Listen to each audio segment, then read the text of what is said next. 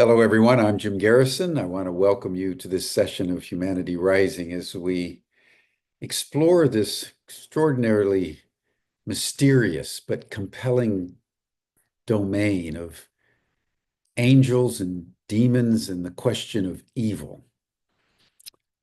These phenomena have challenged humanity for thousands of years, and this is a particularly opportune time to revisit this very ancient issue in the following way. You know, over the last 3 or 4 centuries, particularly in Western civilization, under the impact of the Enlightenment, the Western mind basically cut itself off from the mystical, as the focus was overwhelmingly on time, space, and causality, on empirical science that one could measure. And if you couldn't measure it and rationally explain it, it basically didn't exist. And as the great astronomer of his time, Laplace, said to Napoleon, when Napoleon asked him about God, Laplace very famously responded, "We don't need God as a hypothesis." Fast forward to our generation, and all of a sudden, out of the blue, as it were, we have been confronted with the reality that we are not alone. We thought we were in an inert, empty universe, and that planet Earth was the only planet in the entire cosmos that could contain life, and that we humans had a central and elevated place in the overall scheme of things. And then all of a sudden, we've been led into the reality that we are not alone. And at first, this was contemplated and explored within the constraints of the Western empirical scientific reductionist system. Retrieve craft, retrieve bodies, nuts and bolts. But as this exploration has developed, and as more and more people who've had interactions with these extraterrestrial beings have made their reports, come to find out that while some of them are certainly from far off star systems, others are from other dimensions, not only spatially in parallel universes, but temporally, from not only the deep past, but the future. So all of a sudden, as humanity is beginning to realize that we are not alone, we're beginning to also realize that this not aloneness is coming at us from multiple dimensions and multiple layers of time. And this is opening us again to what the ancients all knew, that there are in fact hierarchies of beings in the invisible realms of both light and dark dimensions, and that they've had an integral role with humanity's development since the beginning. So as the bottom falls out around the UFO issue, now multidimensional beings and hierarchy of intelligences that demonstrate capacity so far in advance of ours.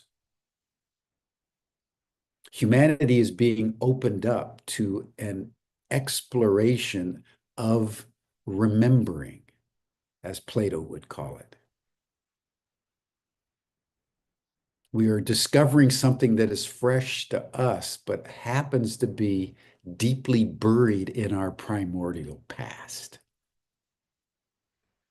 Angels, demons, gods, good, evil. It's a great mystery, and it's a great challenge to everything that we think we know in our Western rational mind. So thank you for joining us, everyone, here on Humanity Rising. And now it's my great pleasure to introduce someone who I've known for many years, Byron Belitsos, who is one of the world's leading experts on the Urantia book, which he'll be referring to, that we've discussed before on Humanity Rising. He's been a publisher, an activist. He has been an integral thinker. He was one of the founding members of Ken Wilber's Integral Institute. He's written books on the subject that we're going to now contemplate. One on the question of evil, sin, and the demonic. And he has his forthcoming book is on discerning the spirits. So Byron, welcome to Humanity Rising. And tell us about the angels, the demons, and contemplate the question of evil for us today. Okay, happy to do it, Jim. Thank you for that excellent introduction. Very helpful to frame it in the ways you did. And also, we should be cheerful about it as well, like you are. So, folks, I'm going to give a little introduction, and everything is casual in this presentation. It's friendly. It's not meant to be academic, but this was based on my academic research. So I'm boiling it down for you guys because really over the weeks and months, you've been prepared for this sort of thing in the interviews that Jim's been doing. So here's something that builds, you might say, on that. In particular, when we were talking just ahead of the show, Chris Bledsoe's work is in a way interfaces, or it juxtaposes beautifully with what I'm doing. He's more experiential, but I'm going to present to you the issue of angels and demons in particular. So we're going to look at the scary category of the demonic. And to get launched into it, I'm going to bring up a slideshow. We're going to go about 20, 30 minutes with some slides. So bear with me as we do that.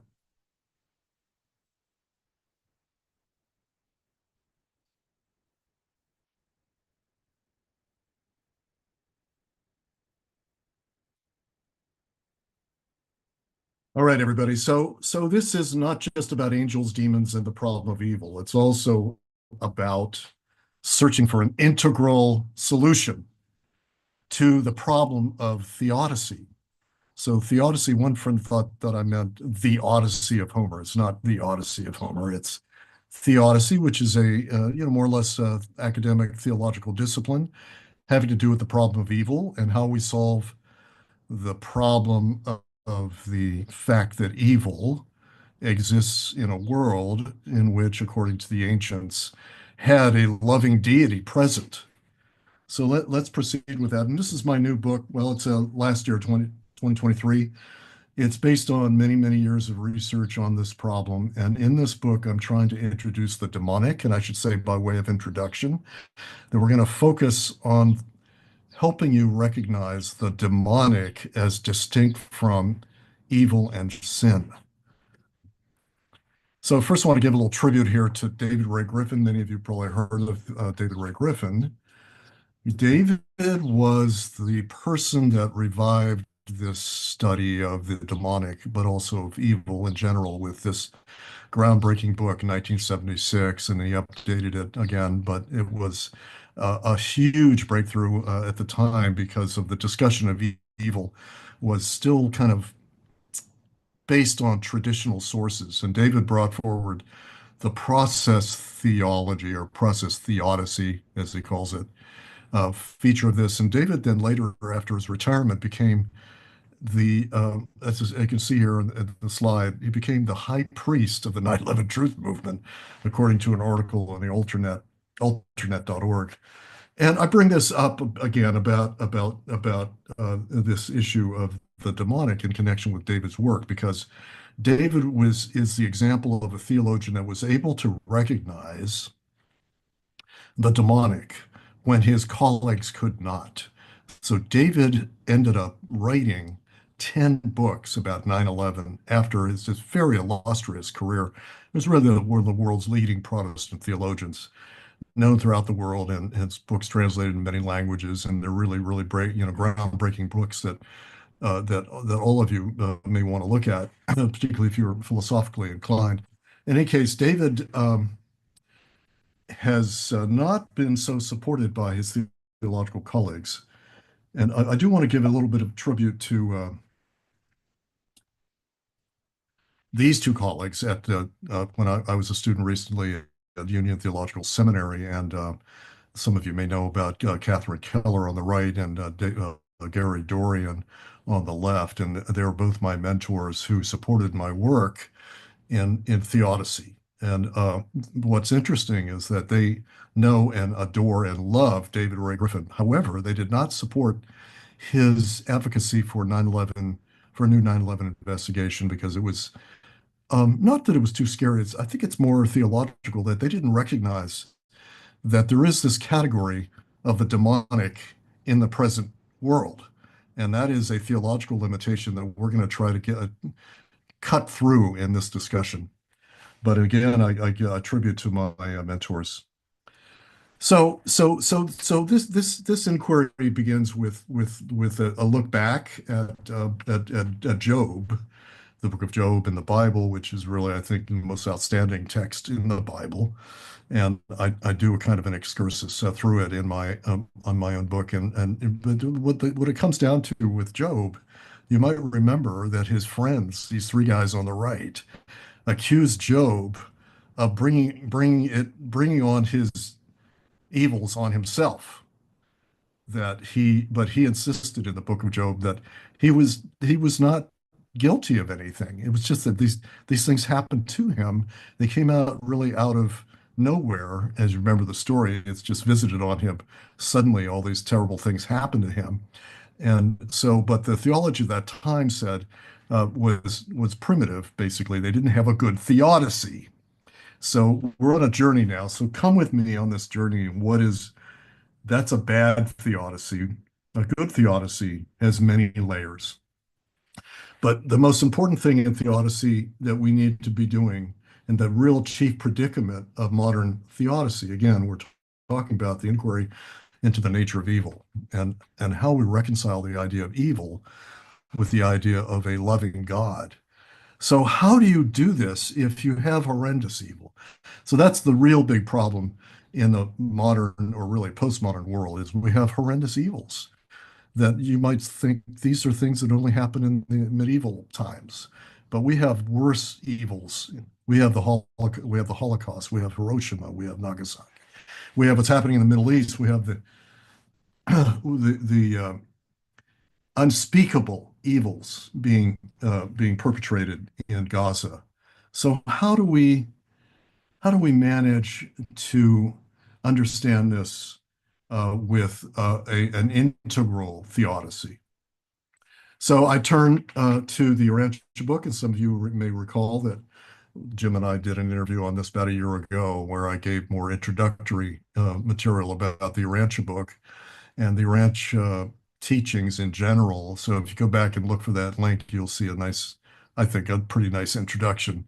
And so this is a bit more intermediate. However, I'm going to cover in your questions. We'll do any kind of background you need. But this is the part 4 of the Urantia book, which has a revelation, as far as I'm concerned, of the life and teachings of Jesus, unparalleled in human history and unparalleled in any scripture or any text. And these are the opening chapters of it that go on for another 100 chapters.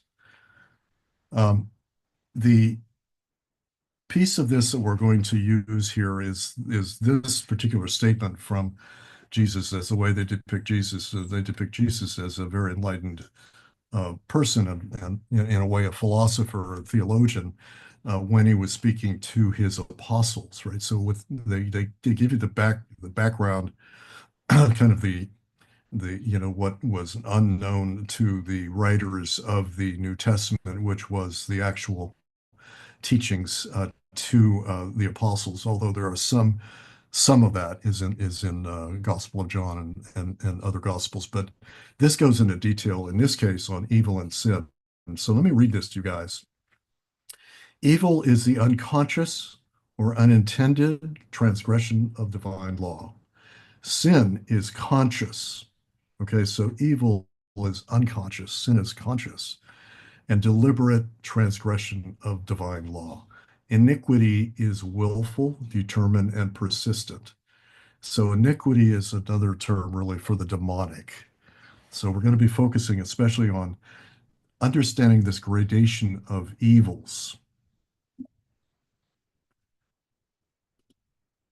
So this is something that's in my book that is really I invented this scheme, which is based on the Rancha teaching, but also David Ray Griffin's teachings and writings and others. But in particular, what is unusual about this is that in the consideration of what evil is, people basically conflate everything into either good or evil, right? And even Catholics, for example, like everything that it's not good is a product of original sin. But here we need to break this down, and this is one way to do it. I'm not going to go into much more about this other than to point out that what occurs to be some people to be evil is actually just an error that is made by an immature, personality. But when you come into evil, you're coming into a person who is conflictual, because conflicted is an interior confusion and very often a kind of a laziness. But that's different from sin, which is deliberate, as I call it here, deliberative. Sinners in the Bible are a very vague concept, and it's based on original sin that you inherited. But this is a philosophic, theological way to look at it, that sin is different from evil. Sin is different from evil because it's deliberate. But iniquity or the demonic is more than deliberate, is systematic. So this is the way to boil this down. It's theodicy, this journey that we're on. We're trying to figure this out, everybody. So bear with me if we go through this. So you've got three propositions that when you look at these, you realize why so many of us gave up on Christian tradition, because they can't really settle this issue of these three propositions. One is that they're telling you that God is all powerful creator and God is infinitely loving and benevolent. But what you see around you is evil, sin, and iniquity plaguing daily life. So, how do we put this together? And that's sort of the discipline of theodicy. So what we're going to do is actually kind of do a Ken Wilber thing here. We're going to look at a little bit of spiral dynamics, utilize that. And as you guys, most of you know, there's these progression from traditional, pre-modern to modernist and postmodern, then postmodern integral.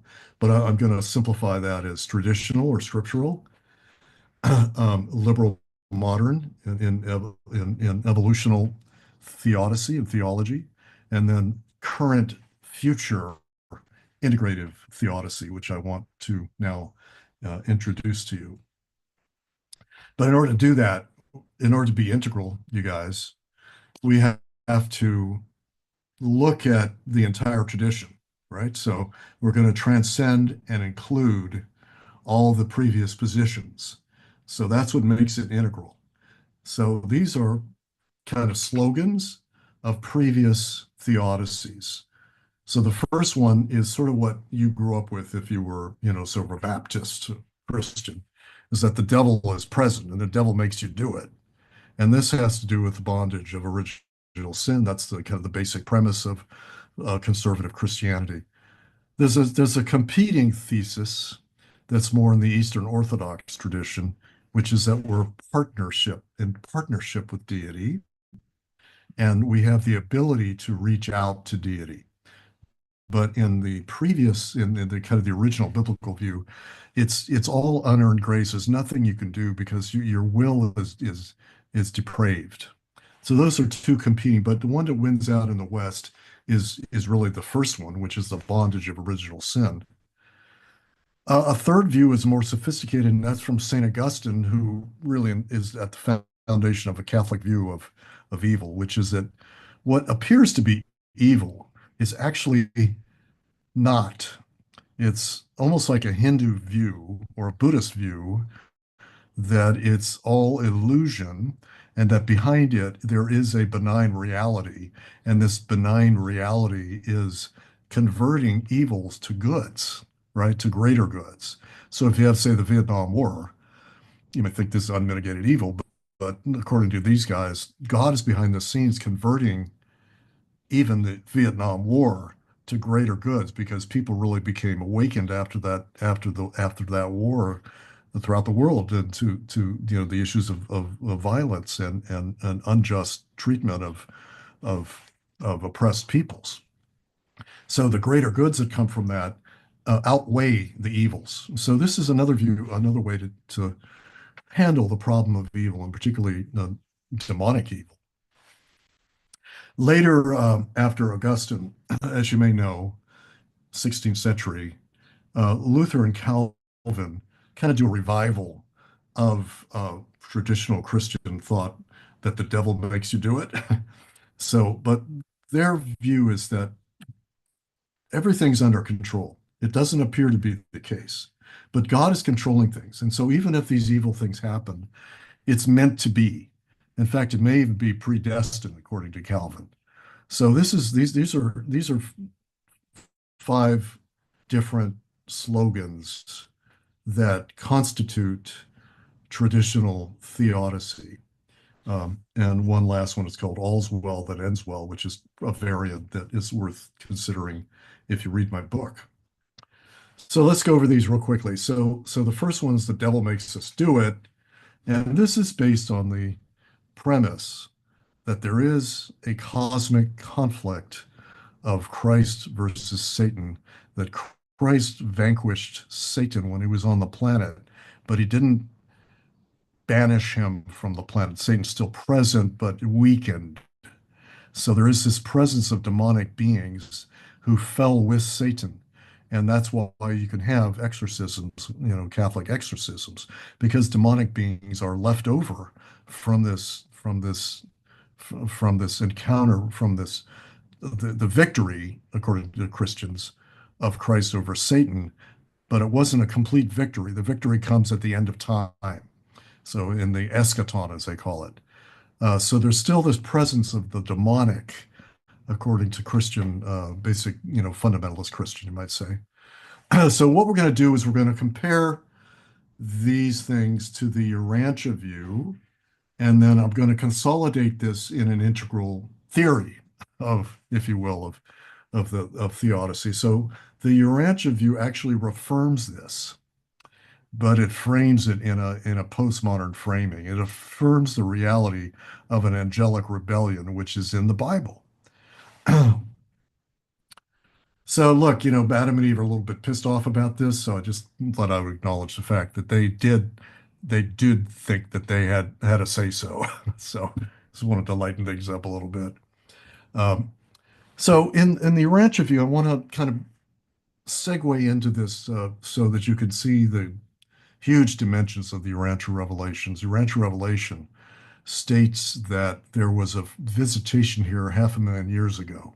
So why am I telling you this? Because 500,000 years ago, this visitation of a set of beings who were incarnate. This is pretty new stuff to many of you.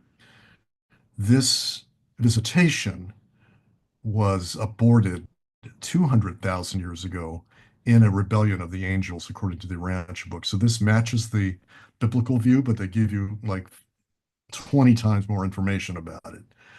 Also, this states that there were local planets that joined the Lucifer Rebellion, 37 total, including our planet joined the Lucifer Rebellion. And along with that, in this case, if you rebel against the angelic order on your own planet, your angels are going to the dark side.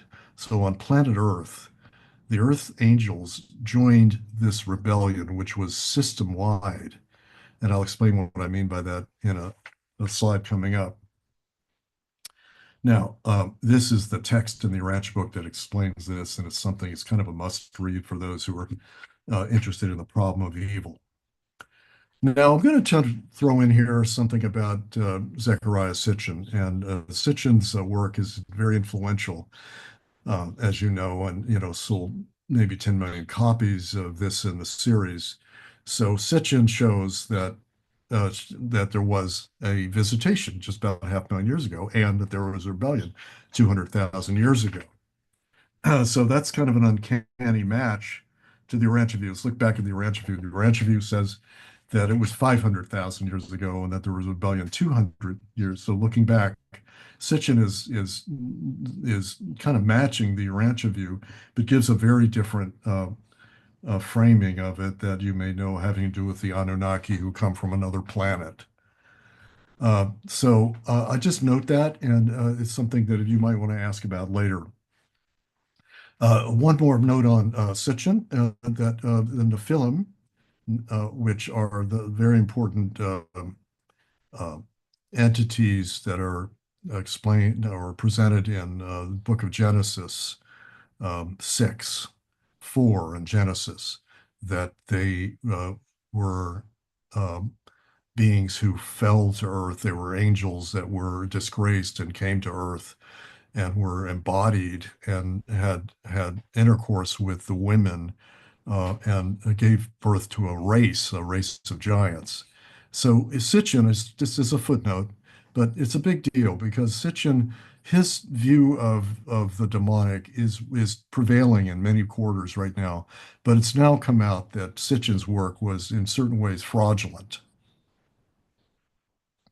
For example, the word Nephilim it should mean fall, but Sitchin forces it to mean comes down from above. But according to a scholar at sitchiniswrong.com, this is a mistranslation, and there's mistranslation throughout Sitchin's work.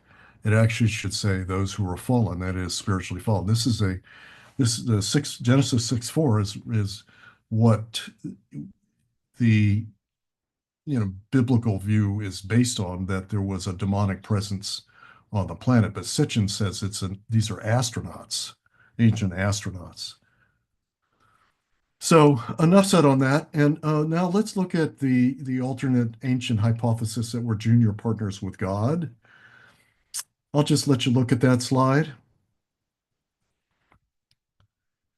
And then there's the view that evil deeds convert to greater goods. In other words, evil is not ontologically real, and God is able to harvest evils for greater good. And this is the idea in the Urantia book, that evil is real, but it yields a harvest of good. So it's different from the St. Augustine view, which is evil is not real, not ontologically real, but you can harvest it for greater good. The Urantia book is more sophisticated and saying that evil is relatively real, but can be harvested for good. Then there's the slogan that it's all under God's control. This is the idea of an omnipotent God that is, very biblical, very traditional, very, integral really to theology and in all traditional theology, that God controls all outcomes, right? So Luther and Calvin revivified that idea, and they went so far as to embrace predestination. The Urantia view of this is that there is such a thing as perfect control by God, but only in a certain universe. Let's look at this universe. This is the Urantia cosmology, stating that there is a central universe, a source universe that's outside of space and time. So in the Urantia view of things, there's a center and a periphery. The center is actually inhabited.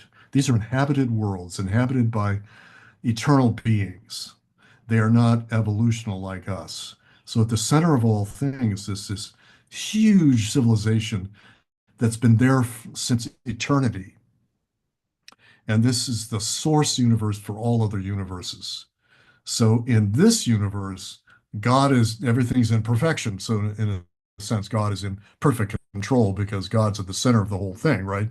So there's a perfection of control. So this is where Luther, Calvin, and those what we call determinists get it wrong. They're talking about a different universe. In a different universe, God is in control of all things. But in the modern view, well, a little bit more on the Urantia universe. This is showing the central universe on the left, and galaxies are rotating around it in the periphery. So the central universe is outside of space-time, but shown as being in spatially here. So that's more background for you. And this is a close-up on that, showing the central universe and then the rotation, especially counterclockwise, of galaxies around it. So let's back up a little bit. So we covered these different views of evil, and these are the five basic views from tradition. These are traditional theodicies, and now we're going to make a big transition to the modern era. And sort of the kicker for us is horrendous evil in the modern era. So this is what Jim was talking about, the Enlightenment premises of the 18th century, 17th and 18th century, that there really is no mystical dimension, and that we're just here alone. But once we came through these calamities of World War I and World War II, theologians began to rethink things, and they began to reconsider the nature of the demonic, and also but framing it in modern terms. So that's what we're going to do next. So in modern terms, there are three basic theodicies, and here they are. These are the modern theodicies. Everything's evolving. Number two, hard knocks build character. Number three, God takes risks for love. I'll let you contemplate this for a moment. These are the variants of theodicy that are most compelling and most discussed today in theology, and they're modern, but they're not postmodern. So let's look at those. If everything's evolving, that means that outcomes are not guaranteed. We don't know the direction of evolution necessarily. In process theology, it says that deity co-evolves with the world. So that's really a co-creative evolution. And David Ray Griffin adds this dimension of the demonic. He said, well, look, if there isn't a particular guaranteed outcome, the outcome could be disastrous. And the Urantia book agrees with a lot of this stating, and bear with me, I'm going to read these to you. The Urantia book says that there is finite deity as well as infinite deity. So the deity that evolves with us is finite. It's evolutional deity. It also says that the battle with evil is real, as opposed to traditional view, which is evil is not really real. So you can be a little bit complacent about it because the outcomes are going to be guaranteed to be greater goods. But in the Urantia view, there is this element of the miraculous, which is, I call this visitation rights from the central universe. So the view here is that beings can come out from the central universe to our planet being called Urantia. So here's a revolutionary concept for everybody. So according to the Urantia book, our creator is not the infinite God at the center, in the center of all things, at the source universe, but it's delegated to local creators, And let me read this quote to you. The God of time and space is an evolving and non-absolute deity. When viewing the turmoil, imperfections, and inequities of your planet, you should conclude that our world has been made by and was being managed by creators who were sub-absolute, pre-infinite, and other than perfect. So this is a tough one for Christians to think of our creator as other than perfect, pre-infinite, sub-absolute. And this actually refers in the Urantia cosmology to Christ Michael. That's their name for Jesus Christ, who's the local universe creator of our world. Now we're going to skip to the next paradigm of theodicy. And this is this landmark book by John Hick that changed the whole landscape of the discussion because he showed something that it's kind of intuitive, but never worked out before, which is that soul making is a justification for evil and suffering, that evil and suffering have a pedagogical purpose. I'm just reading from the slide. That surplus evil, demonic evil, is healed in the afterlife. And he does state that some suffering is pointless. We call it dysteleological suffering. The Urantia book ratifies this and states that soul making is a primary purpose of our lives and one of the reasons suffering and sin and evil are permitted because it builds character. It also agrees that some souls can never be salvaged. There's not salvation for all souls. This is my book on this, did some years ago, but it's well known articulation of this idea of soul evolution in the Urantia book, and it's widely available. So here's the last of the paradigms of theodicy, and this is a one that I actually favor. And this is the idea that God is, it's really a compromise between the previous two, which that there is an evolutional God, but there's this providence that God is has created that is basically structural. So the structural nature of the universe in this regard is that it's like it's a building that we all dwell in. The building stands forever. We come and go in this structure in which good and evil happens, but the building never goes away. There's always this structure that is upheld.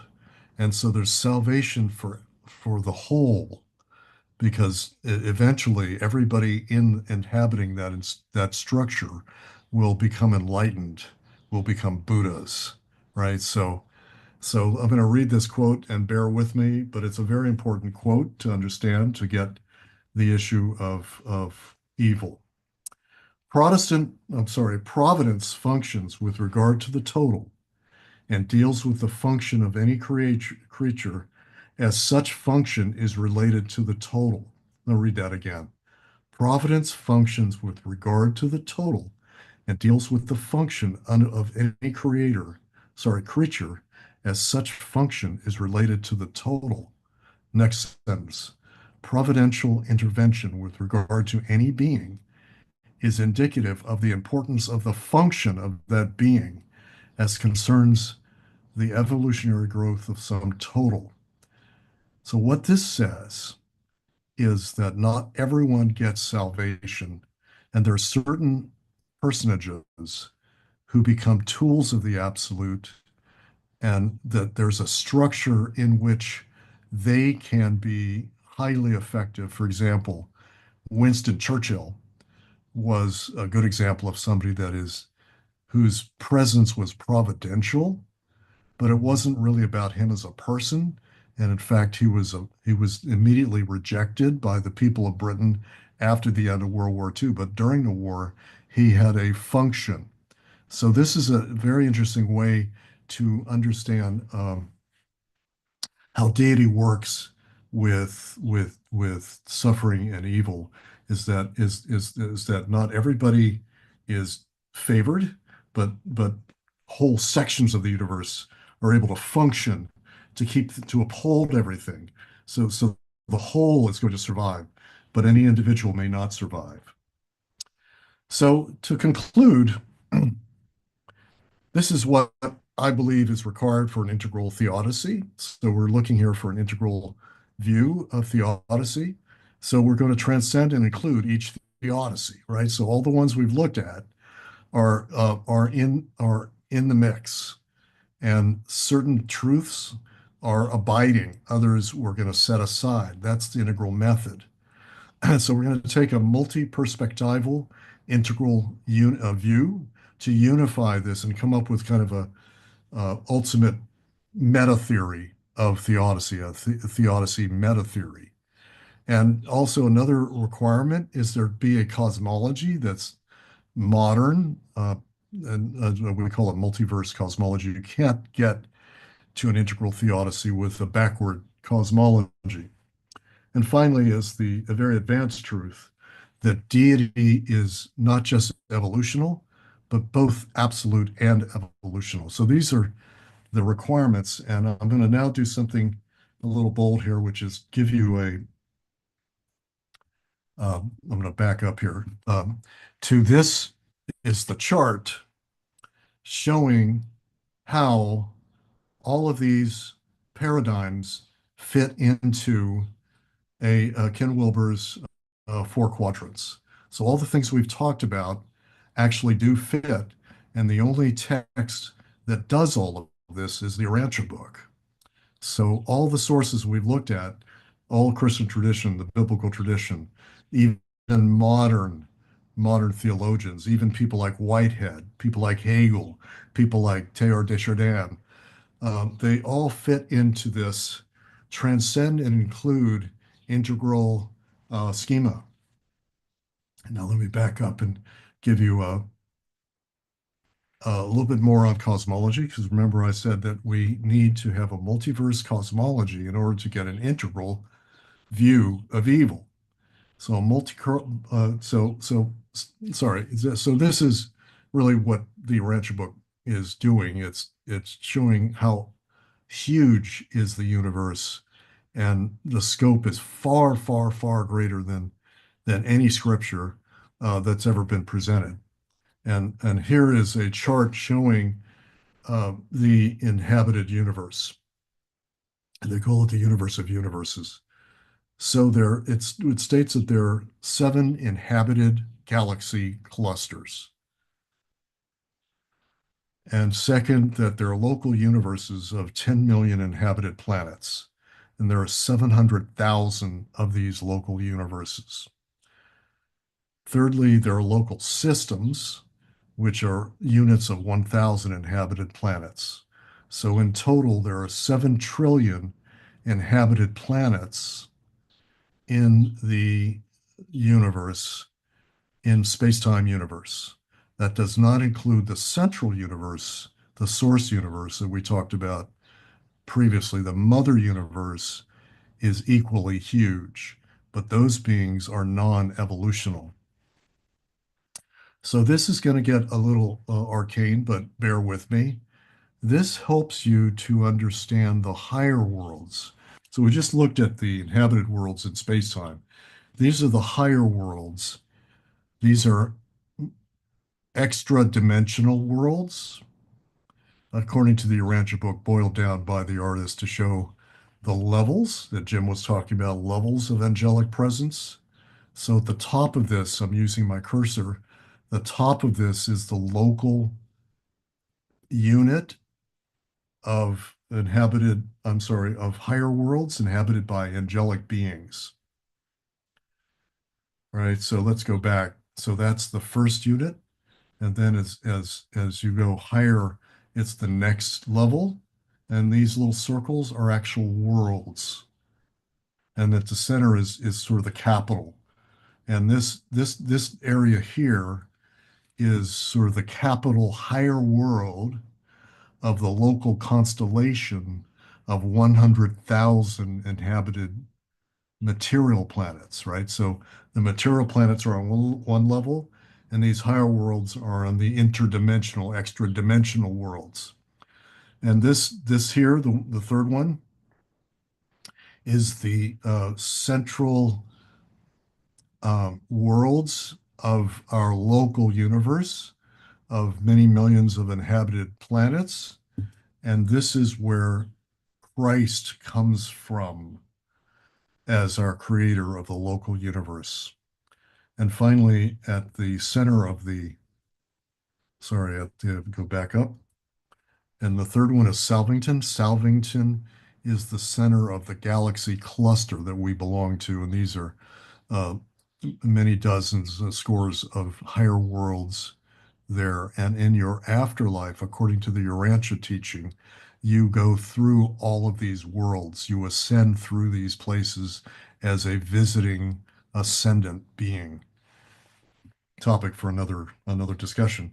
So again, this is the local group of higher worlds, and the angels that we know on our planet have their origin in these worlds. You can see the angelic world at the center here. This is where angels are sort of sojourned, but they are assigned to the planets, like seraphim, for example.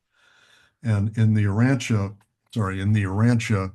um, in the Lucifer rebellion, there was a rebellion of angels in this region of the higher dimensions.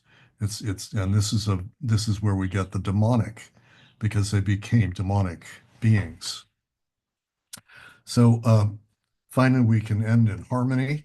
That Job, coming back to Job, we have to know that our suffering and even the most dreadful evils, as long as you hold to your moral integrity, you're going to be in harmony. But it's important to be enlightened about and to be a realist about the realities of evil, sin, and the demonic. So this is how you can reach me, Rodan Institute. And this is an academic center that I've just now created. And so if you make a note of that, you can reach me. There are courses on these things that I'll be teaching in the future. So thank you very much.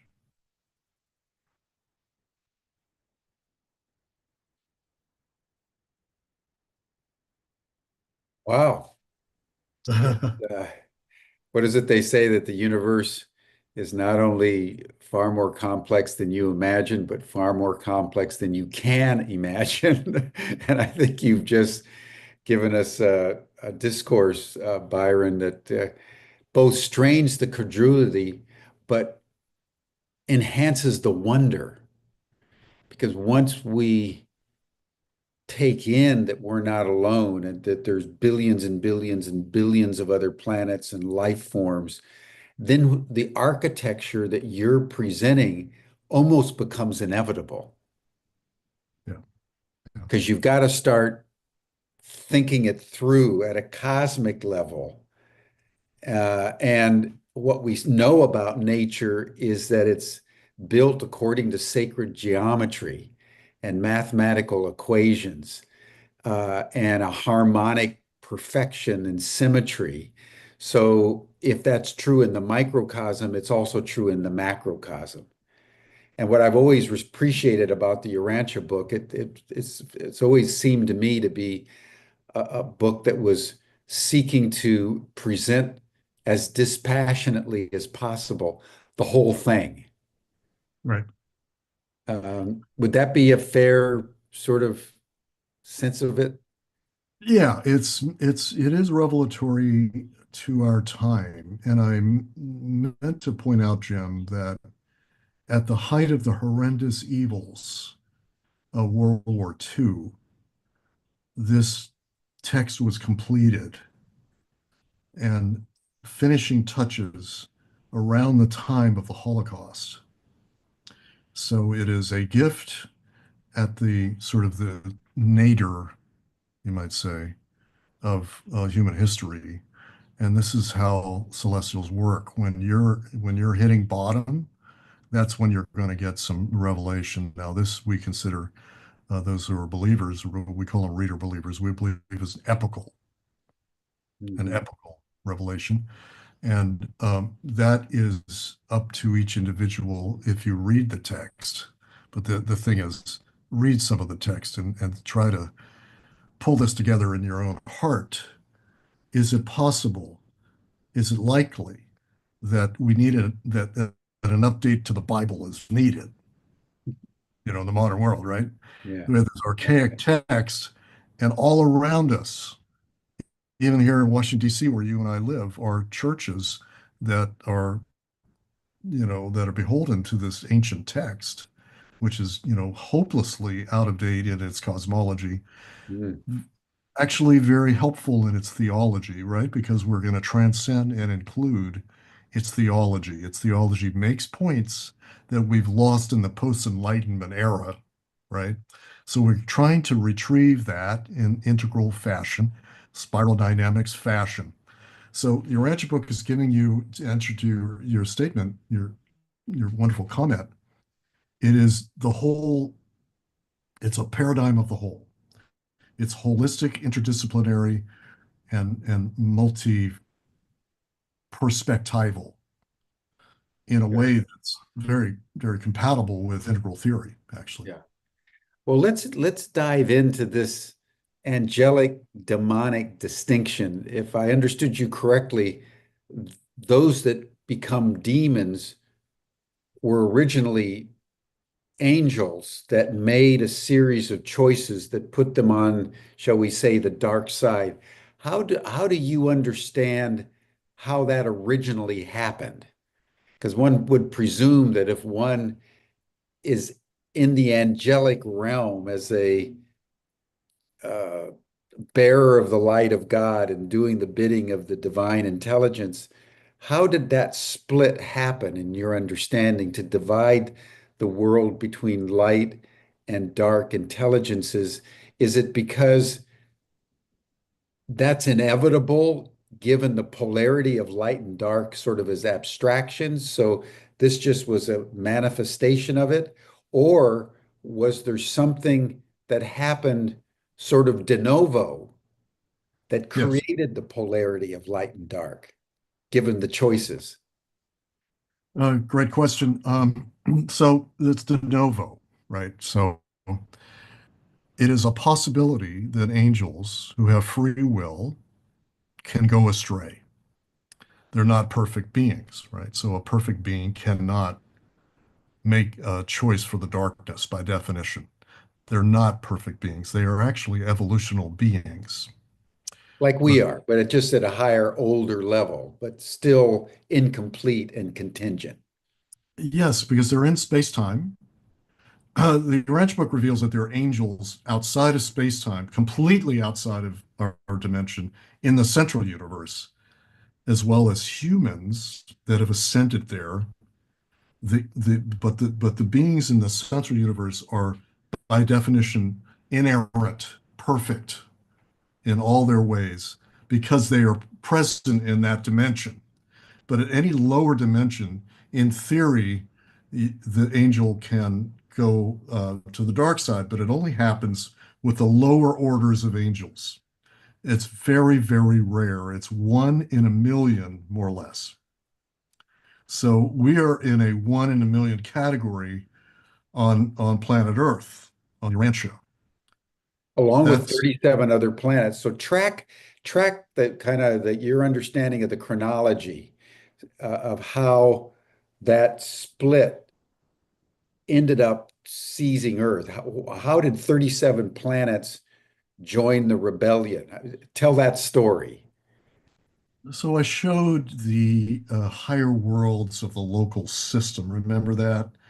So that's 1,000 inhabited planets. It's a unit of 1,000. So how what happened is the chief angel of the local system is Lucifer, and his sort of lieutenant is somebody named Satan.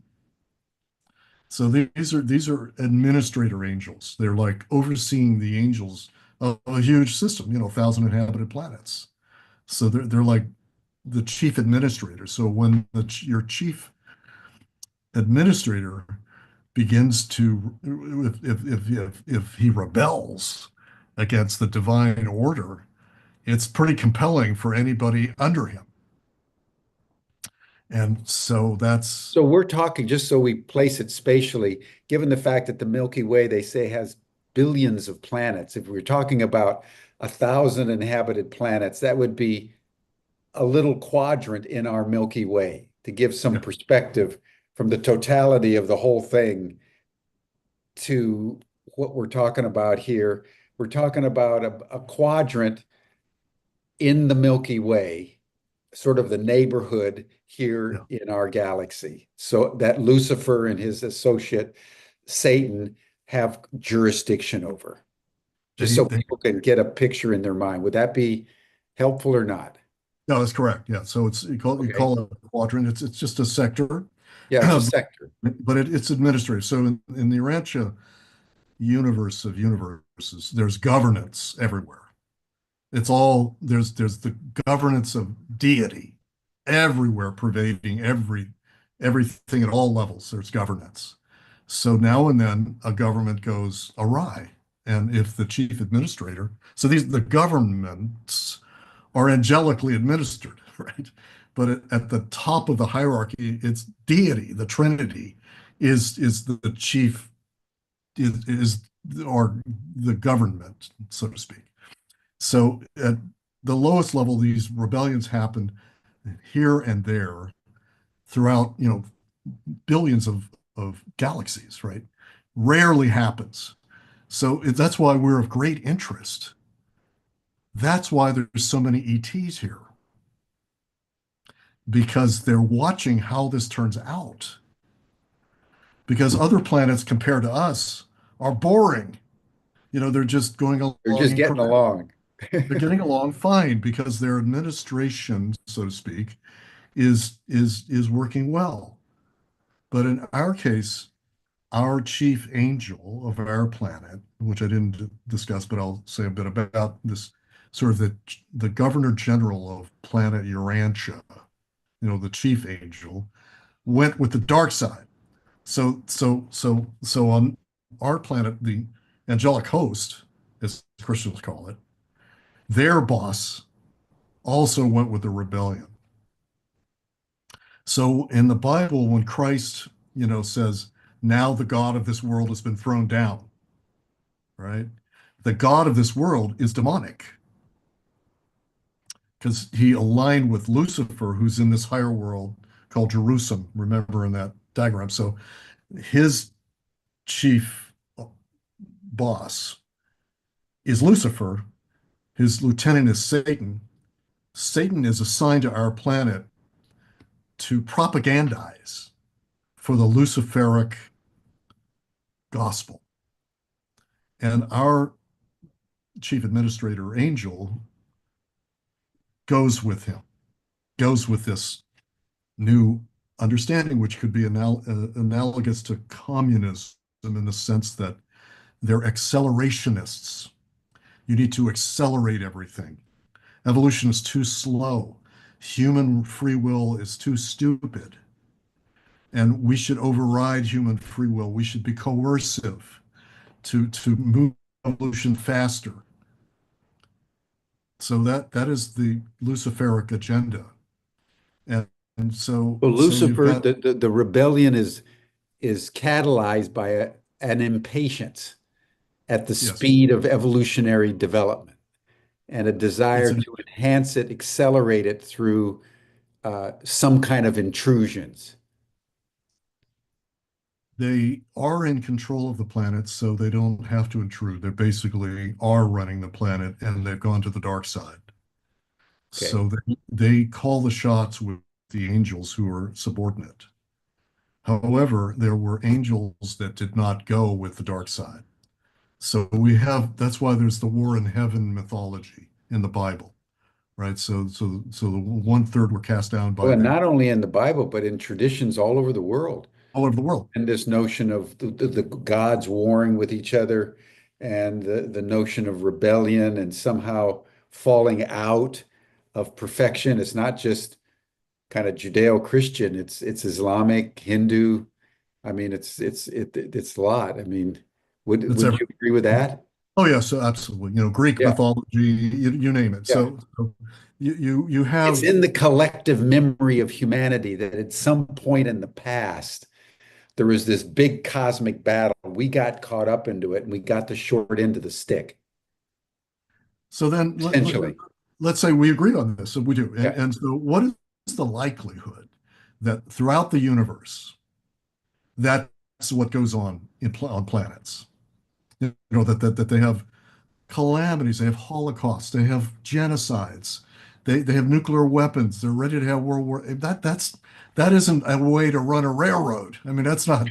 So it's what you see in 1 in a million chance where angels fall off out of pride. Just in the Bible says, you were a bright son of God, but you fell because of your pride, right? So it's Yeah, possible for hubris, hubris. Yeah. get that. So that's what we see with Lucifer. But these guys make a case that's pretty good, actually, that evolution is way too slow, it would appear. And if you're an administrator, it's eons of time before, primitive humans become hominids. And before the hominids begin, learn how to make the wheel or build a fire. It takes forever. So their thing was to override that and come down and teach these things like right now. So that's the Nephilim. Oh, I see. So the enhancement of the human being, which separated us and differentiated us from the rest of nature, was a Luciferian act of rebellion to speed us up. It was already occurring naturally, right? Gotcha. But, even by anybody's measure, it's a pretty long time, from the emergence of hominids to, Homo sapien. So they're intervening to speed this up by literally coming to Earth and giving them technologies, for Yeah. example. Yeah. That Prometheus coming, stealing the fire from heaven and coming down was a Luciferian impulse. It's a Luciferian image, really. Yeah. Yeah. And so if you translate this into what we know about mythology, then you get a better framing, I think, of this, the Mahabharata, you name it. I mean, why are they, warring in heaven, for, in every culture? Because the good angels are trying to stop this disaster in the making. And what it does is there are benign visitations, Jim, that are not known other than in the Urantia book. So the one I showed a few slides showing a 500,000 years ago a visitation, we didn't have time for that. But Zechariah Sitchin, has a rendition of that, right? So same timeline, same rebellion. Sitchin read this, really in the Sumerian texts, reads into it Yeah. ancient astronauts. And with the King's List, you can actually track it. Yeah. And so the timeline seems to work with the King's List. So Sitchin is a materialist reductionist reading of the same idea, saying that they're ancient astronauts in ships and helmets. So because he doesn't have a sophisticated cosmology, right? So that's the only way, and then he concocts this thing about Nibiru sending, so it's a pretty cockamamie thing, but it's the same timeline. But if you have a more sophisticated cosmology, that's why the Rancher book is hard for everybody, because it's revealing this cosmology that's totally unfamiliar. And the beings they're angelic, they're celestial, they're doing governance. You can't just invade like Sitchin says, the Anunnaki come and take over. It's totally out of context. Mhm. So if you have other planets revealed to you and how they run their affairs, the Ranch book is a whole chapter on life on other planets that you read once. And so those planets proceed very slow evolution, but they don't have these disruptions. They don't have genocides. Right. Right. Yeah. But they have a lot of problems, and they work them out, and they have soul making, they have adversity, they have suffering. But we have demonic dimensions of evil. That's why it's so difficult to deal with our problems. It Yes, yeah, takes off-planet help. yeah. And that's what I think Humanity Rising is doing a great job of saying, off-planet is here. We need their input. This is beyond our ability to solve. That's why I really orient to what you're doing, Jim, because you uniquely are bringing this forward in terms of governance of the planet. Mhm. We need to be taking in angelic and extraterrestrial input. Otherwise, we can't manage it because we didn't cause this problem. This is not our problem. This is an off-planet intervention.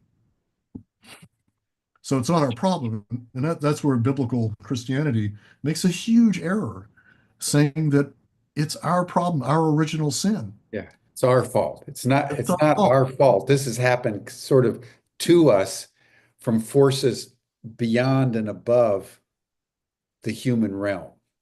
So it's a matter of what is your source text for this? Is it Zechariah Sitchin? Is it the Bible? Is it, the Mahabharata?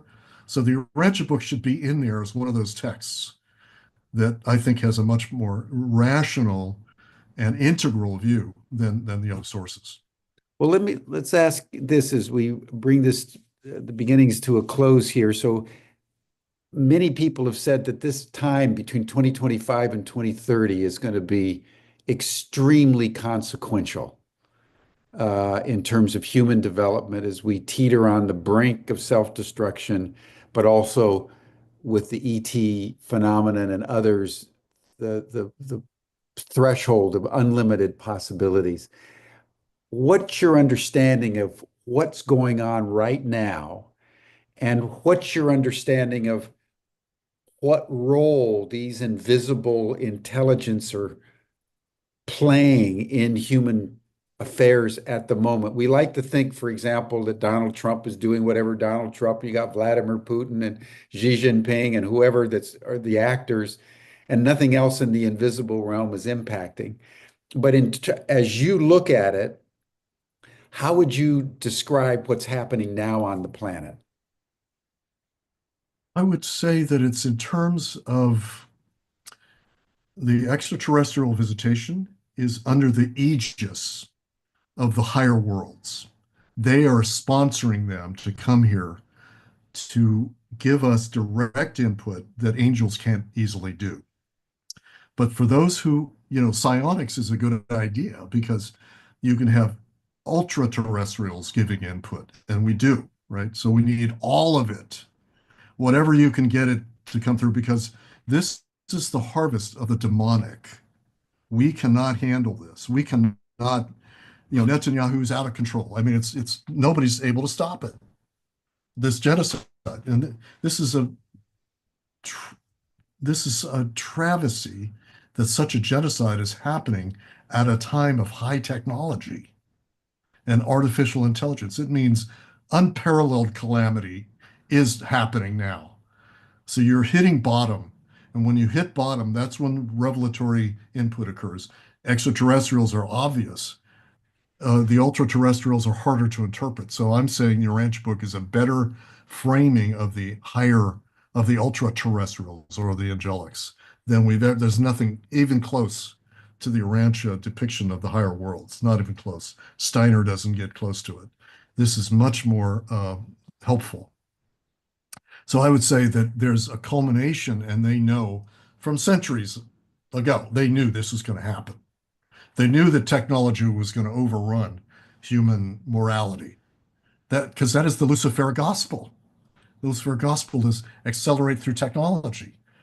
That's what Peter Thiel and people like that are talking about. Technologists, technocrats. Yeah, That's Luciferic. It overrides human will, free yeah. will. So we have to interact in the ways that you're doing with your work and include but this is theological. This is theology to inform our interactions with higher beings. So I would say we need that theological perspective that comes as a gift through the Urantia revelation. And if I understand what you're suggesting it is really only through a conscious connection, and I would almost say alliance or collaboration with these other realms that are now making their presence felt, that will enable us to survive the present predicament in which we find ourselves. Would you say that or not? Yeah, I would say that because there's a remedial function of the higher worlds because it's errors in the higher realms that led to the Lucifer rebellion. They owe it to us to be here to help us correct it. So a textbook for that is the Urantia book. But the Urantia book says beings are coming that are at the level of Christ that will come here in this era, even soon. I didn't get into that. That's a gift that's compensatory for the suffering and evils in the demonic dimension that we did not create in the first place. So that's all the more reason to tune into this and consider this new paradigm.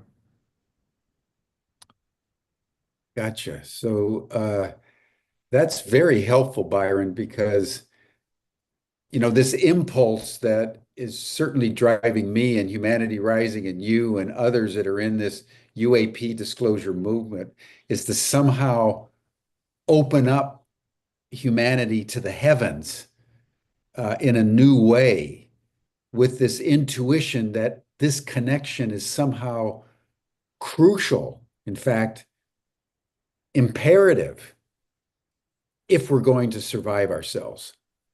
And I've been couching it as, the consciousness that produced the problem can't solve the problem. That's why we keep spinning our wheels and getting it and everything's like worse and worse.